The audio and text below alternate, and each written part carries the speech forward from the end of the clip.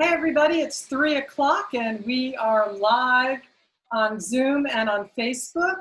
We are here with Nicole Hamm, who is a candidate for Jacksonville City Council, District 4, and we're in conversation today with her mom.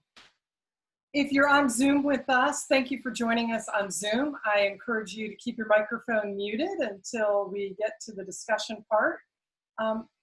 If you want to ask some questions of Nicole and her mom, be sure to use the chat box, and I'll grab your questions out of the chat box to ask Nicole and her mom. And if you're new on Zoom and you don't know how to use your microphone or the chat box, just hover on your screen and the controls will pop up. We do have an agenda today because it's a quick time together. We'll meet Nicole. Nicole will also help you get to know her mom by introducing her, and then we'll just have a little bit of discussion and Q&A. And wrap it up in 30 minutes. So as I said, Nicole is a candidate. She is running for election for Jacksonville City Council. You can still early vote today till 6 o'clock, get to the polls. And if you've already early voted, yay, thank you for voting. And if you haven't voted, please vote today or Tuesday, which is August 18th, and it's election day. So thank you for those who have voted, and for those of you who are tuning in, please go vote. Your vote does matter. I'd like to introduce you to Nicole Hamm. I'm going to stop the screen share and hand it off to Nicole. Hi, everyone. Thanks so much for coming to our online conversation.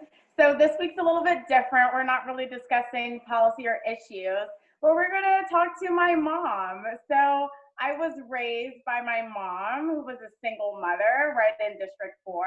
I still live in the condo that she raised me in before she moved to North Carolina with her parents. So very family oriented. She is one of 5. She's the baby of her siblings. And we have just a very great dynamic. She is not only my mother, but I consider her my very best friend with a very high level of respect. And I love my family, and I just wanted to kind of give you guys an opportunity to get to know the person that raised me and instilled some of the values that I have in me today. So without further ado, this is my mother, Leisa Hamm. Say hi, Mom. Good afternoon, everybody. Thank you for having me. So my mom and I don't live in the same city. I live in Jacksonville, but my mom lives in Apex, North Carolina. So I got hired at Eastern in 2016. And I remember walking in the door with my mom and my grandmother and my grandfather on the maternal side. And they were like, hey, we're thinking about moving to North Carolina. We're sure you can handle things down here. And I was like, what? You guys are gonna leave me? I was all upset, all riled up. And my mom looked at me and she said, you can do this. I will help you if you need help. I'm only a phone call away. So within 6 months, Mom, you guys got everything kind of packed up, ready to go. Yeah. Kind of background, my aunt originally started the North Carolina moving train when her husband relocated to North Carolina. And then my older cousin started having babies and settling down. And obviously my grandparents wanted to be a part of that. And my mom was not going to let them go alone. So she took them with her. So I stayed and she left. But it was the young adult learning experience that I needed, how to budget money, how to take care of myself, how to protect myself. So I'm super grateful for that. And I think that was such a big turning point in our relationship because our conversations kind of moved from parent-child to adult-adult. And I think I learned by opening up a little bit more to you about different areas of my life. This is true, but you also had the good foundation, so I knew it wasn't going to be an issue for you. You was already being prepared and groomed for it. I was like, she's leaving me. Yeah. So, and my grandfather passed in 2017. So it's just her and my grandmother right now. And my grandfather and I were very close, like extremely close. And I know Mommy was very close to Papa too, just being the baby from that this. Will you talk about Papa and how you were raised and how you raised me? Whew. Well, my father was one that was adamant about sticking to your commitments. If you say you're going to do it, you make sure you do it. Me follow that track.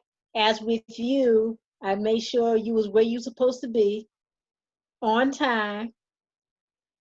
If you decide to do something, I made sure you had the commitment to follow it through, which you did, and you developed a sense of responsibility early on. We had a few hiccups in your adolescent years, but you eventually got it. I think when you got your first job as the youth counselor on the West Side, that's where you came into your own. That's where you really wanted to start giving back. Um, I remember we used to do Project Suitcase, where we would go up to Regency Square and we would help take the donations for kids who were transitioning from foster home. During that time, they had profiled children. All their belongings was in a black plastic bag. So they started a drive where you could turn in old suitcases and basic essentials. So you really grasped the idea of giving back early. Same way as when we used to go and feed the homeless at the church on Thanksgiving. So I think that stuck with you because when you came back from Howard, you still found ways to get back to the community. You found ways to be involved. And I think it was a humbling experience for you because you realized you had more than others. So those are the things that really shaped you as a person. Because I look at the organizations that you're in now with Beam and Rotaract. You know, last week you did a drive with school supplies. So you really have that rooted in you of giving back and wanting to make life better for others. So Yeah, That's pretty significant. job with that. You always well, had something. yeah, you always had to do something, and you was the type of child you had to know more. You got to the point where you would ask me something. I said, go research it. Go figure it out. And you would do that. And I've always told you, don't listen to what everybody tells you. Do your own research. Do your own analysis. So you grasp onto that relatively quickly because you will look at all sides. You wouldn't see things through a prism. You actually look at all sides of a situation. I remember one instance when you was in middle school, you told the teacher she was wrong. And I had to explain to you at that point, you could tell somebody they're wrong, but it's how you tell them. So that was another turning point for you as far as the communication. You could say basically what you want to say, but you have to be mindful of your delivery. So that's another skill that you grasped on relatively well, which made me proud because, like I told you, I'm not going to be there to fight your battles. So you got to get that thick skin. You got to be able to ask the right questions, but just be mindful of what you say and how you say it.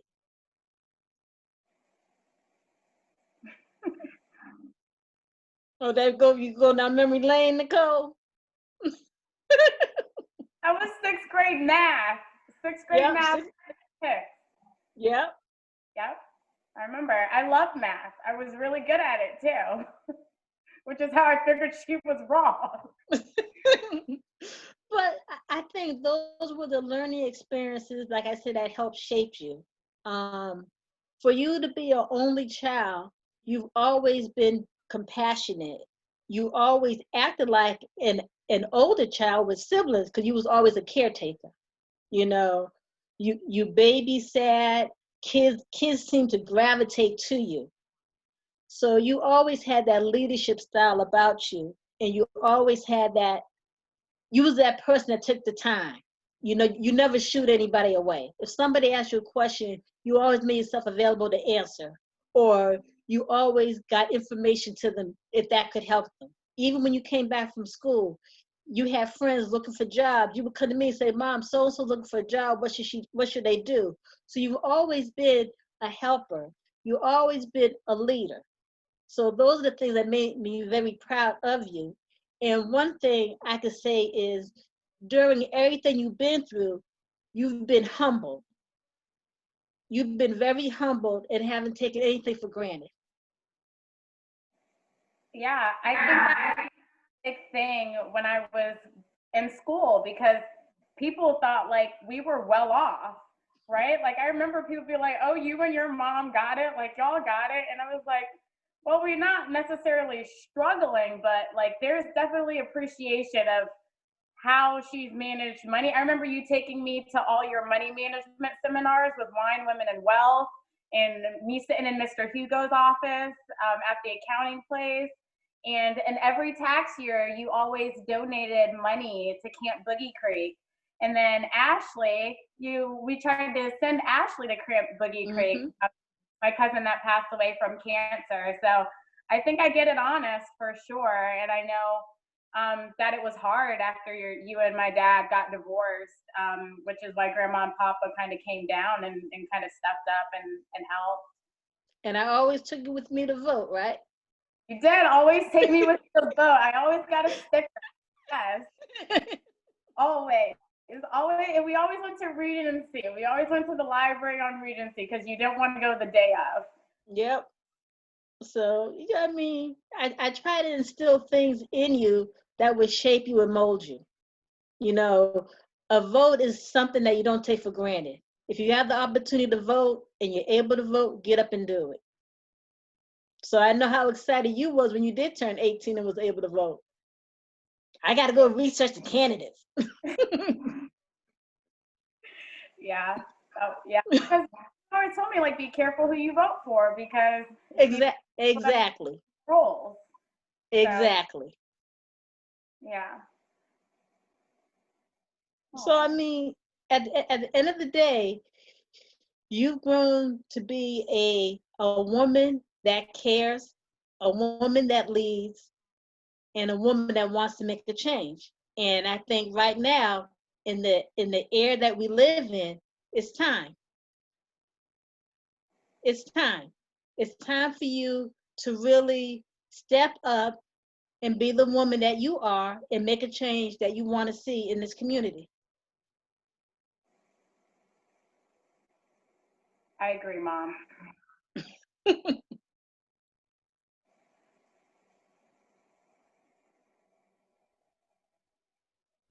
Do we have any Hey, Nicole, we have some questions that have come in. Would you and your mom like to tackle a few questions that have come in?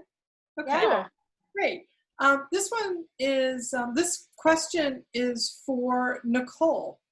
We know that you attended Howard University and that because it is such a prestigious school, that many important people come there to speak to the students. Can you tell me which of those speakers you may have seen that influenced you the most, either politically or personally, and in what way? And the person whose name is Paul says, "Thank you, Nicole. We love and support you all the way." Thanks, Paul. There were a lot of people that came through Howard all of the time. And I think the one that had really shifted my direction was actually our chair of the supply chain management department at Howard. So I originally applied and got in as an international business major. And so, freshman year, you don't really do a lot. You kind of take your prereqs and all that stuff.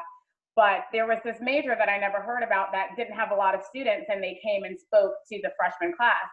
And he was talking about, managing, processes and seeing things through from point A to B, which is something that kind of was already in my blood and instilled in me. And I was like, oh, I could do that. Like I can manage things from point to point to point. And then also financially, it appealed to me because I get to work with numbers, and also you have to tell me that this makes sense for me to procure it or buy it for you. So I actually ended up switching my major to supply chain management and logistics after that presentation because it was the major I didn't know that I was looking for. I knew that business was going to give me a solid foundation. I could get a job pretty much anywhere, but I was still struggling of like what that looked like, and what direction of business I wanted to go. So having that speaker and seeing a person that looked like me speak at it, a young, well, it was a he, but he had another student that was a young Black woman, and he was an older Black man, and mentored me throughout my tenure at Howard. I think that was the most powerful and the most awe-inspiring for me. Thanks. I have another question that's come in. This one is for your mom. It says, first of all, I adore Nicole, and I knew I wanted her in my life the day I met her. Her energy is contagious. So first you may need to talk about that energy. And then the question is, as her mother, what top 2 life lessons did you watch Nicole learn that made her into the responsible and driven young woman that she is today? Oh, well, the energy question, yes. I don't want to embarrass Nicole, but when she was a baby, I had to feed her in the car seat because she was such high energy and she would have a tendency to spit up. So she was very hyper even as an infant. So as Nicole got older, we tried different things. We did the Girl Scouts. You know, I became a Girl Scout leader for a minute because whatever Nicole did, I had to do. She sang in the children's choir. I became a choir mom. She was in she was in swimming. 18 months, she was at the Y taking swimming lessons just to expel some of that energy she had. But when she finally found her niche was gymnastics. Once she found that niche, gymnastics challenged her. She would come home and want to quit. She would be frustrated, but she would go there religiously after school and work with her trainer. And after she went through gymnastics, she went into the dancing thing. That's how she matriculated through DA, through that dance program. She always had an abundance of energy, but what made me most proud of her when she transferred that energy into giving back.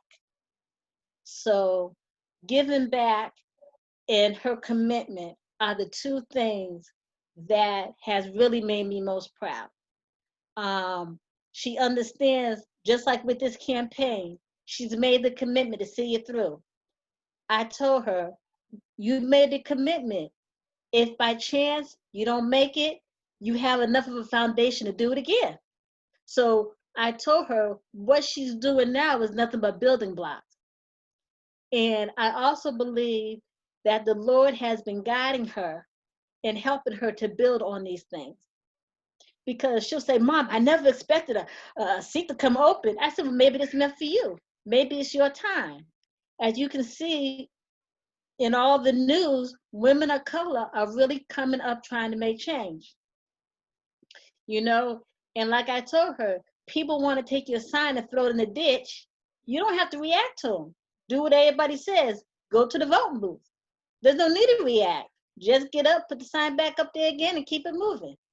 So Nicole has developed that thick skin not to take things personal and not to be one to be vindictive. And Nicole's also a woman of faith. So she knows what she needs to do and she knows how to stay on that right path. So all I can say is she has made me extremely proud. Since I moved to North Carolina, she has followed her own course. Nicole will ask me for advice, but I told her it's up to you to do what's best for you. I always have your back, but I can't make your decision. So Nicole has the tenacity, she has the will and the desire to do whatever she wants and how she wants. Thank you. You're welcome. Another question just popped in the chat, and this is from a young woman. Her name is Nova, and she wants to know about your time at DA, which is Douglas Anderson School of the Arts. And this is for Nicole.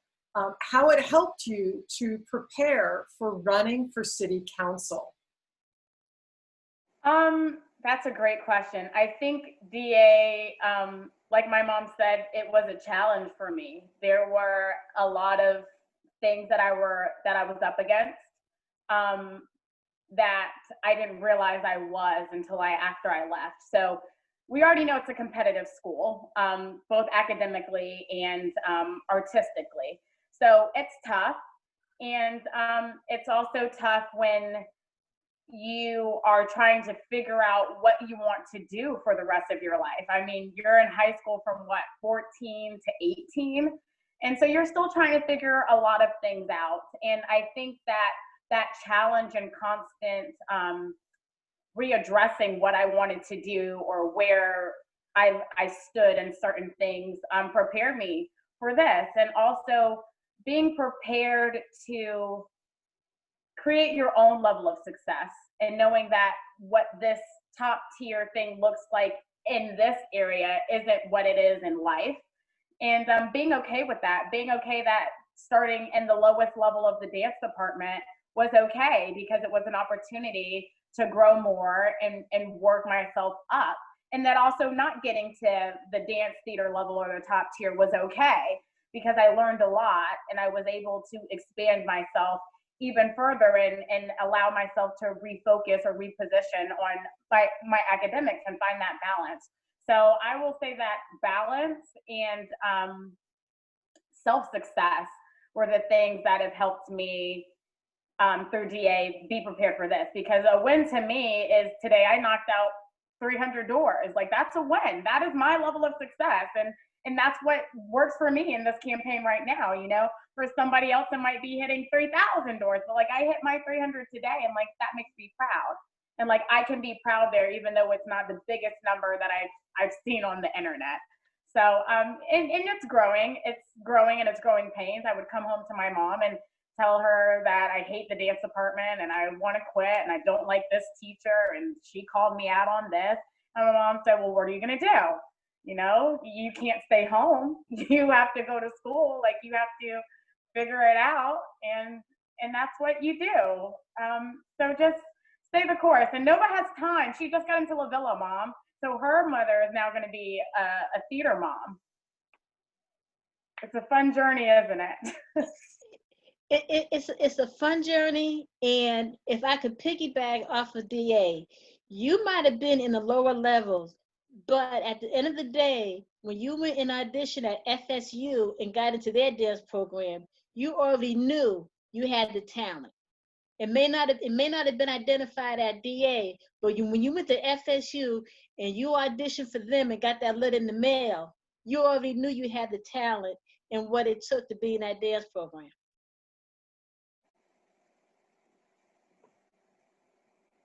I want to thank you both for joining us this afternoon to talk about Nicole, values that have been important to your family, talk about your family unit and Nicole's upbringing, and share stories. I do want to say that we're almost out of time. I'm going to screen share really quickly with everybody. So this is today. A picture of Nicole. Nicole, where were you? You want to tell us a little bit about this picture? Yeah, so this was at Love Grove Elementary, which is one of the schools in well, it's School Board District 3, but our District 4 residents live around the Love Grove and Riviera Manor area. So we were out there, and they have a brick wall outside of the campus grounds, and we saw that collage and mural, and I was like, that is just so beautiful. Like, that is all of the things that I would want to see in my future leaders, and these kids that are going to school that see that every day, and the educators that promote those values every day are really up to some really awesome things. And I can't wait to see the next generation of kind, caring, brave, and supportive leaders rise to the occasion and continue to push our city and our country and our world forward. So I just thought it was appropriate, and I thought it was especially appropriate because those are some of the things that, you know, my mom has always said to me, like, always be kind, you know, be caring and be supportive of people. So I just thought it was appropriate, and it really was something that kind of tied in all the traits that I would want to see out of the leader. So we took a quick pick there. And I think that's great for the kids at Love Grove to see every morning. Well, elementary does go into school, so every morning they would see that and be reminded of those things. Yeah. Yeah, and those are values. You know, values are instilled at an early age. Thank you both for joining us this afternoon to talk about values and share your family stories. Nicole Hamm is a candidate for Jacksonville City Council District 4. Today is Sunday, and you can early vote still till 6 p.m. It's our last day of early voting.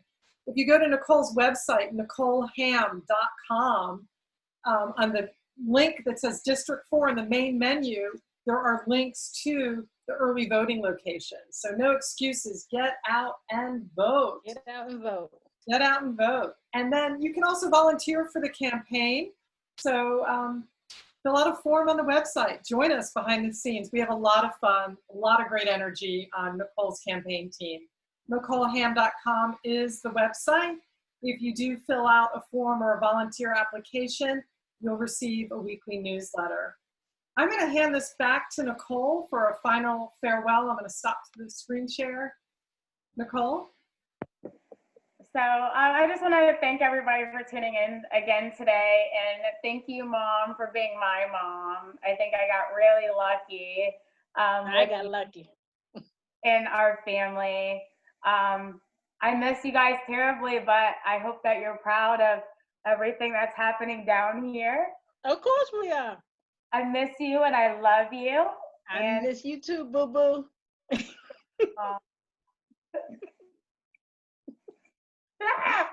You're doing an awesome job. Remember, you're either going to stand for something or fall for anything. So keep up the good work and keep pushing. Thanks, Mommy. You're welcome, boo-boo. Thank you, everybody. My mini-me. Have a great afternoon. You too. Thanks, everyone.